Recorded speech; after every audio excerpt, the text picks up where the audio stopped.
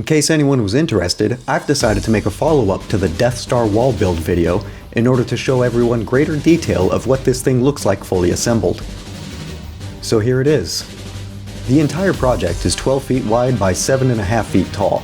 Each of the 4 panels are held in place by one French cleat on the wall. To make the French cleat, we took something like a 2x4 and split it at an angle down the whole length of the board. One long piece attaches to the wall, and 4 separate pieces are attached to the back of each individual panel. A bonus to the French cleat is being able to slide the panels left or right for fine adjustments. The LEDs are 50/50 RGB that run off a universal IR remote and come with all the features like different colors and programmable modes.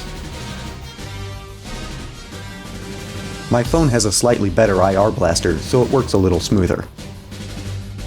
Each light panel is separated into 2 faces containing 6 strips of LEDs, all attached to one splitter. The panels are secured to the boxes with earth magnets on each corner, plus a key for vertical placement and added stability. There's another magnet.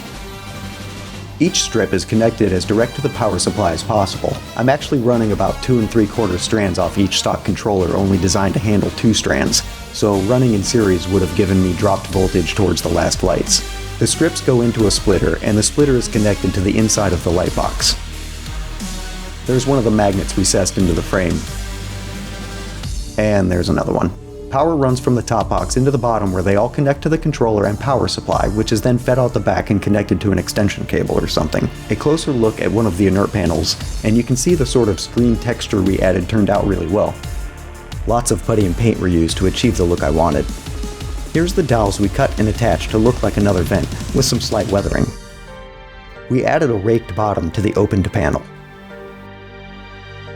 Here's a closer look at the up and down louvers simulating more grates. They too have some weathering. These are just little latches made out of some thin scrap wood.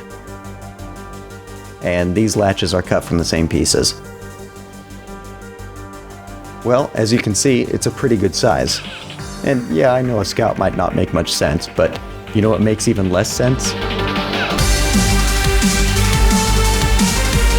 Okay, that's enough. Thanks for watching.